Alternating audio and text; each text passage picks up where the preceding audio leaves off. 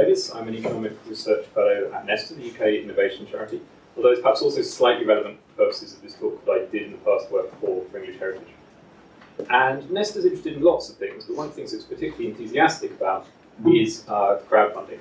And we've conducted what is probably the largest survey of crowdfunding that's been done to date.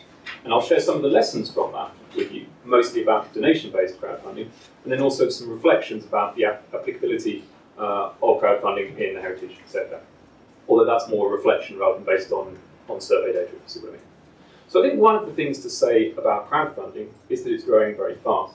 In our survey that we conducted, I think it was in 2014, the average rate of growth in terms of donations that were being given through crowdfunding was 77% a year, which is very rapid. On the question as to whether crowdfunding is bringing in money that wouldn't otherwise flow into these projects, there is evidence that that's happening.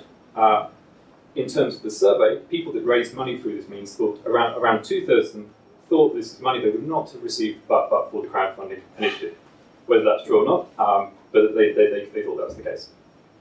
It is also true, so we talked a bit about money, we also talked that other good things come from crowdfunding.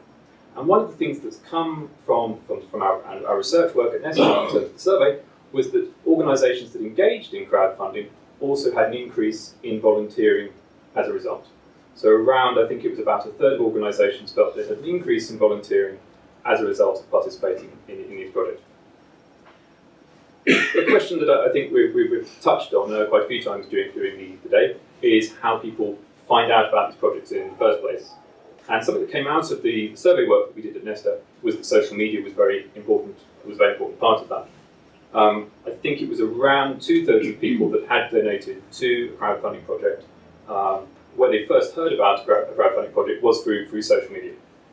So that there is much more in the report that we wrote at Nesta on this, but that's just some headline findings to throw out there. In terms of some reflections on the applicability of crowdfunding in the heritage sector, I think there were maybe 3 points I would make, and maybe they're perhaps challenges in terms of using crowdfunding space, although which isn't to say they can't be overcome by any means, and I think we've seen some examples of that today. I think the first point that I would make is that we've talked a lot about it's important having a clear goal as part of your crowdfunding project, that it is important to have some kind of finite objective. And I think in the heritage sector, in some areas, so if one thinks about ongoing buildings maintenance, operational spend, for example, those are projects that naturally perhaps have a more kind of ongoing day-to-day flow, and are perhaps harder to address in a crowdfunding model where you want something very specific and concrete. That's not to say you can't build up a relationship with people and make that happen, but it's just perhaps a particular challenge that the heritage sector faces in that area. I think a second point that I would make, and I think it relates to the point that you were making, Eddie, is that there is in the heritage sector perhaps something of tension between stuff that's very interesting and important to heritage scholars, heritage specialists, heritage professionals, and stuff that is popular in the general public or exciting piece about.